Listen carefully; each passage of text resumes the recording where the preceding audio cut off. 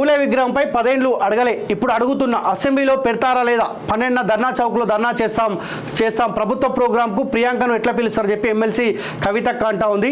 So ధర్నా చౌక్, ఏ ధర్నా చౌక్ అయితే వీళ్ళ అధికారంలో ఉన్నప్పుడు లేకుండా చేసారో, కాంగ్రెస్ పార్టీ అధికారంలోకి రాగానే ధర్నా చౌక్ దగ్గర మేము పునరుద్ధరిస్తా ఉన్నాం, ఎవరికి ఇబ్బంది వచ్చినా ధర్నా చౌక్ దగ్గర ఆందోళన ధర్నా కార్యక్రమం చేసుకోవచ్చు అని చెప్పి కాంగ్రెస్ పార్టీ అవకాశం ఇచ్చింది.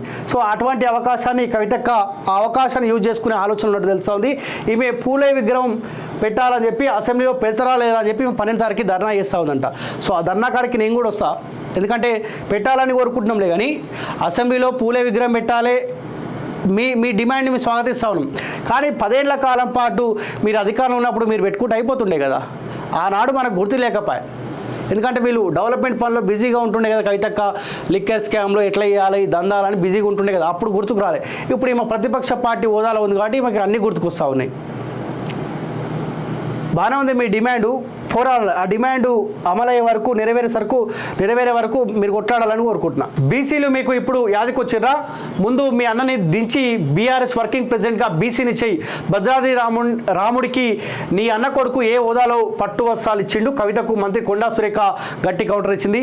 ప్రియాంక కాలిగోటికి కూడా నువ్వు సరిపోవు, ప్రజాధనంతో సొంత కుక్కలకు షెడ్డు కట్టించి అలవాటు మీది. ఎమ్మెల్సీ కవితపై మంత్రి సీతక్క ఫైర్.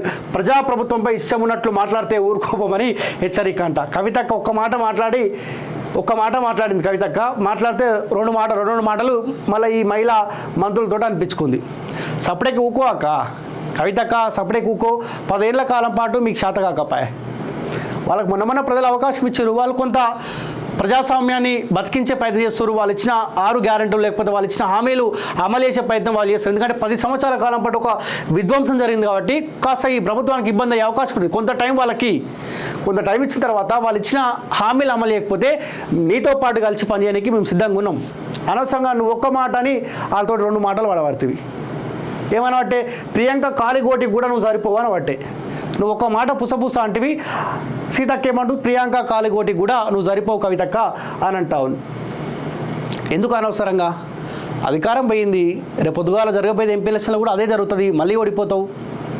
ఆరామ్సే రెస్ట్ తీసుకో. మీ కుటుంబం చెప్పిందా, ప్రజలు కనుక ఓడగొడితే రెస్ట్ తీసుకోవడం అని చెప్పి మీ నాన్న చెప్పింది స్వయాన. ఆరామ్సే రెస్ట్ తీసుకోండి. కాంగ్రెస్ పార్టీ ప్రజలకు ఇబ్బందులు పెడితే ఏ సోషల్ మీడియా అయితే అసెంబ్లీ ఎలక్షన్లో బీఆర్ఎస్ పార్టీని రాజకీయంగా బొందబెట్టి పనిచేసామో, రేపొద్దుగాల కాంగ్రెస్ పార్టీ ప్రజలకు ఇబ్బంది పెడితే కాంగ్రెస్ పార్టీని కూడా రాజకీయంగా బొందబెట్టే ప్రక్రియలో మాలాంటి గొంతుకలు మేము సిద్ధంగా ఉంటాం.